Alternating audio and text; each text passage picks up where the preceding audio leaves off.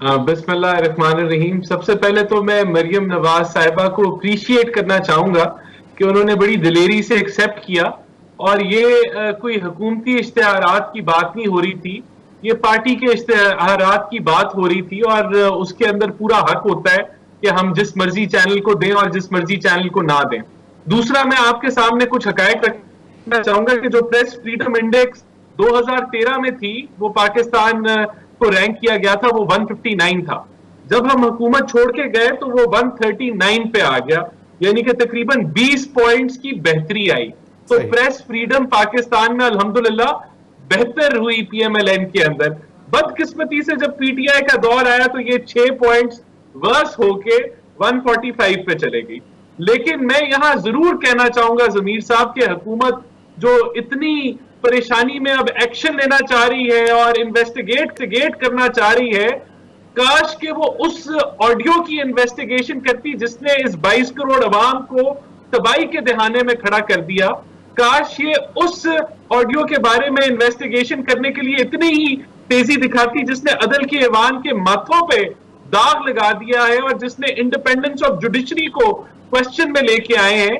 तो उसके ऊपर बात होनी चाहिए। ये तो पार्टी के अपने इश्तिहारात हम ए को दें, बी को दें, सी को दें। और इसके ऊपर जो मेरा मेन जो पॉइंट है, हमारे तो मीडिया जो है वो तो बेहतरी की तरफ जा रहा था, तरक्की की तरफ जा रहा था। सही।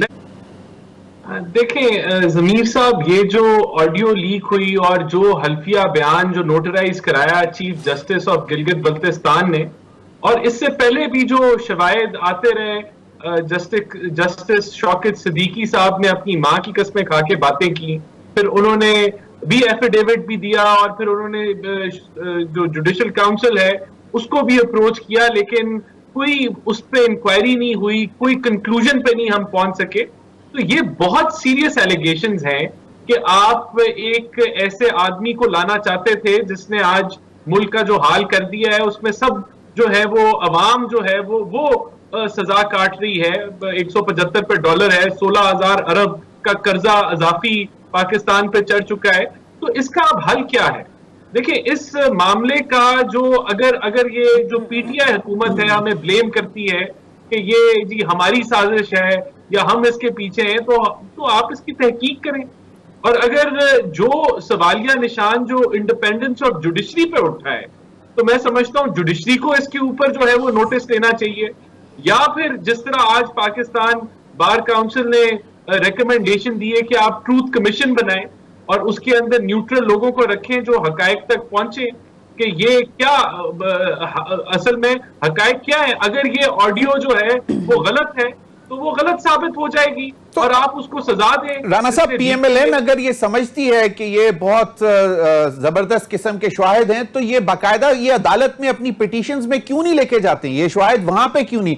वो जज अरशद मलिक की वीडियो आज तक नहीं अदालत में लेके गए, बाकी ये भी शवाहिद जो हैं वो अभी तक नहीं लेके गए। लेके वो तो असुओ मोटो हुआ है जो राना शमीम साहब का जो है एफिडेविट। देखिए, ये जो इसको लेके जाना ना लेके जाना, ये मरियम बीबी और नवाज शरीफ की जो लीगल टीम है उसका फैसला है और वो इसको वक्त आने पे जरूर इस्तेमाल करेंगे। लेकिन ये सवाल सिर्फ उन केसेस तक महदूद नहीं है, ये पाकिस्तान की अदलिया का सवाल है, ये पाकिस्तान की इस्टेब्लिशमेंट के ऊपर सवाल है, ये पाकिस्तान के जमहूरी अमल को तबाह करने के ऊपर सवालिया निशान है। और ये पूरी अवाम, ये सिर्फ पाकिस्तानी अवाम नहीं देख रही, ये पूरी दुनिया वॉच कर रही है कि ये ओपन एयर में, ओपन पब्लिक में ये चीजें आ चुकी हैं।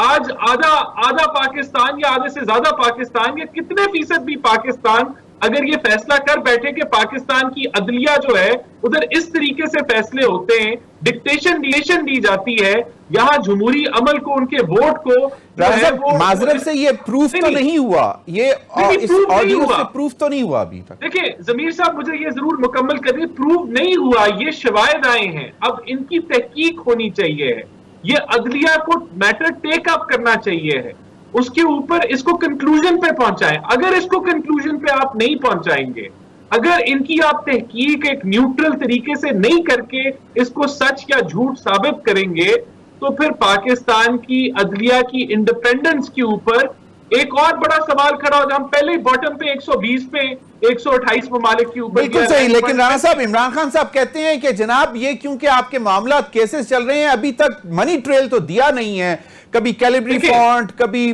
कतरी खत, कभी ये इनका सारा मीडिया ट्रायल, इनकी सारी बातें अदालत ने तो इकामे पे निकाला कि जो तनख्वाह जो ली नहीं उस पे निकाला। उसके बाद जो जस्टिस बशीर है वो कहते हैं कोई करप्शन नहीं है, और जो अरशद मलिक साहब है वो तो अल्लाह को प्यारे हो गए, लेकिन वो वीडियो पे जो बयानात दे गए वो वैसे ही खत्म। वो शायद लेकर जाने। जमीर साहब, इन सारी चीजों का हल क्या है? ये क्या हम सियासी बयानात एक दूसरे पे कीचड़ उछालना इसका हल है, या इसके ऊपर कोई कमीशन बने, तहकीकात हो और वो सोल्यूशन पे आप इसको कंक्लूड करें? ये तो मामला सेटल भी हो चुका हुआ है, सुप्रीम कोर्ट से सेटल भी हो चुका हुआ है, जैसे शौकत सदीकी वाला मामला नहीं सेटल हुआ ना जी। जो उन्होंने बात की ना उन पे तहकीक हुई, जो उन्होंने बातें इंकशाफात किए उस पर तहकीक नहीं हुई, उस पर किसी ने जो है वो कार्रवाई नहीं की, किसी को नहीं बुलाया गया, किसी को नहीं पूछा गया कि वो जिनकी बातें कर रहे थे कि क्या ऐसा सच है या गलत है। जब तक आप इसको जो है वो कारपेट के नीचे डालने की कोशिश करेंगे, मिट्टी डालो, 4 दिनों बाद मीडिया में ये बात खत्म हो जाएगी, तो ऐसे नहीं होगा।